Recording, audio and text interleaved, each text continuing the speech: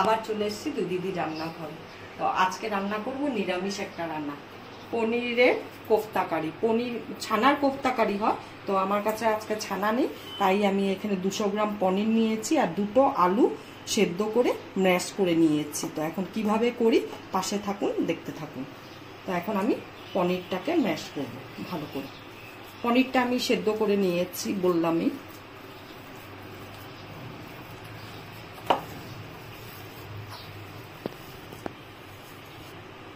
পনিরের কোফতাকারির জন্য যা যা উপকরণ লাগবে, এটার মধ্যে আছে কাজু আর আমন্ড আর পোস্ত আর একটা টমেটো আর 3টা লঙ্কা পেস্ট করে নিয়েছি। অল্প ধনে গুঁড়া লাগবে, অল্প গরম মশলা গুঁড়া লাগবে, কসুরি মেথি লাগবে, কাশ্মীরি রেড চিলি পাউডার লাগবে, ফোড়নে লাগবে আমার হলো গিয়ে একটা শুকনো লঙ্কা আর গোটা দারচিনি আর এলাচ আর একটু কর্নফ্লাওয়ার, নুন আর রিফাইন তেলে রান্নাটা করব। আর নামানোর আগে একটু চিনি আর হলো গিয়ে বাটার দিব, একটু কাশ্মীরি লঙ্কার গুঁড়ো আর একটু নুন আর একটু ধনে গুঁড়ো দিয়ে এটাকে ভালো করে মেখে নিব।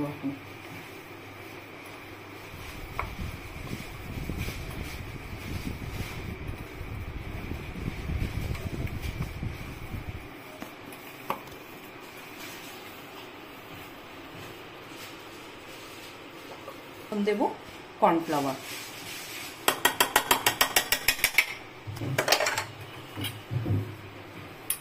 আমার মাখাটা হয়ে গেছে, একদম আটার ডো যেভাবে করে মানুষ এইভাবে আমি করে নিয়েছি।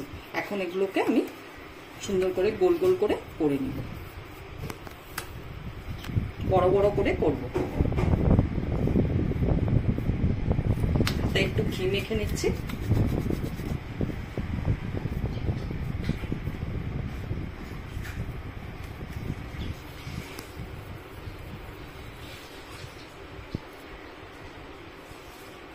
একটু করে আমন্ড কুচি ভেতরে দিব, এটা কামড়ে পড়লে ভালো লাগে।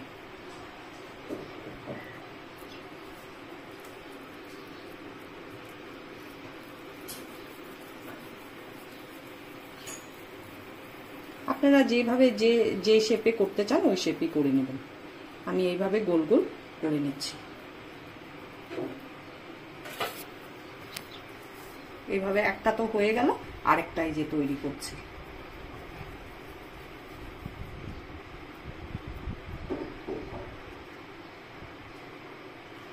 সেম প্রসেসে আমন্ড দিলাম ভিতরে আর দিয়ে এই যে মুখটা বন্ধ করে সুন্দর করে আবার গোল করে নিব। এইভাবে তো দুটো করে ফেললাম। এখন আমি সবগুলো তো দেখানো সম্ভব না, তো আমি সবগুলো করে লাস্টে আবার দেখাচ্ছি। সবগুলো আমার এই ছানা বলুন আর পনির বলুন কোফতা হয়ে গেছে। কটা হয়েছে? 3টা, 6টা, 2টা 8টা হয়েছে। সবগুলো তৈরি করে নিয়েছি। এবার গ্যাস ধরিয়ে দিয়েছি, কড়াইটা গরম হোক, তারপরে কোফতাগুলো ভাজবো এক এক করে। কড়াইতে তেল দিয়েছি আমি, রিফাইন তেল। তেলটা গরম হোক, তারপরে এক এক করে ভাজবো। আমি তেলের মধ্যে একটু ঘি দিলাম, তেলটা গন্ধটা ভালো হবে। তাহলে এতটুকু ঘি দিয়েছি জাস্ট স্মেলের জন্য। এখন আমি কোফতাগুলো ভাজবো।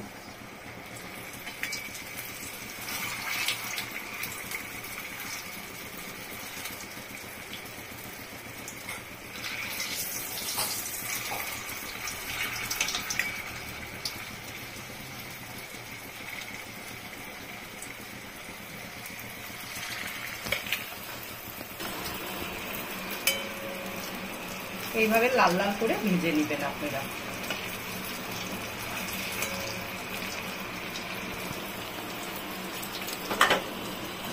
এখন কোফতাগুলো উঠিয়ে নিচ্ছি। লাল হয়ে গেছে, একদম গোলাপ জামুনের মতন লাগছে দেখতে।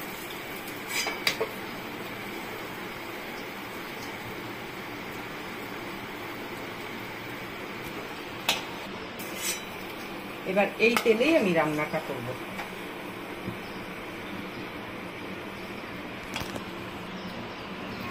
এখন শুকনা লঙ্কা আর হলো গিয়ে এলাচি আর দারচিনি আমি ফোড়নে দিচ্ছি।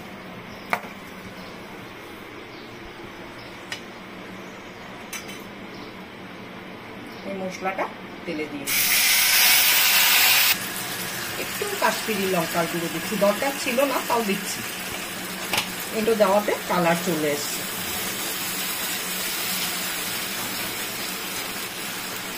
মশলা ধোয়া বাটিটা দিয়ে জল দিচ্ছি একটু। মশলাটা এখন ভালো করে কষাবো। এখন একটু নুন দিব স্বাদ অনুসারে, 1 চামচ দিলাম। এটা একটু মিষ্টি মিষ্টি হয়, এটা ফ্রাইড রাইস বা পরোটা লুচির সাথেই ভালো লাগে। তো আজকে আমরা রাত্রিতে পরোটা খাবো তাই করে রাখছি। 1.5 চামচ নুন দিলাম, আর দেব একটু ধনে গুঁড়ো, এই যে এইটুকু দিয়ে এবার ভালো করে মশলাটাকে কষাবো।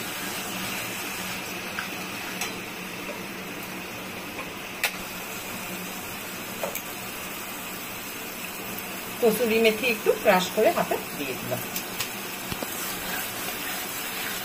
মশলার গুঁড়োটা এখানেই দিব, তাহলে মশলার সাথে কষে যাবে, দারুণ একটা গন্ধ হবে।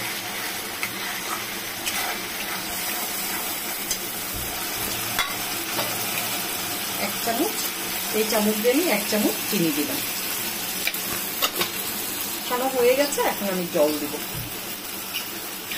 এটা জল বেশি লাগবে না, এটা একদম গ্রেভিটা একদম ঘন হবে। এটা রুটি, লুচি, পরোটা বা ফ্রাইড রাইস, জিরা রাইস, পোলাও যার সাথেই হোক, এটা খুব দারুণ একটা দুর্দান্ত রেসিপি, সব কিছুর সাথে ভালো লাগে।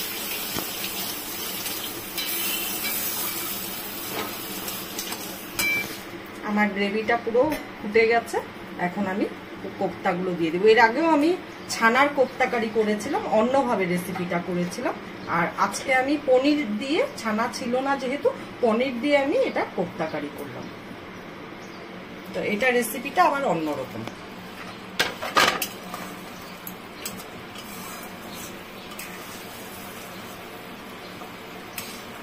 কোপ্তা হালকা ফুটিয়ে নামিয়ে নিন।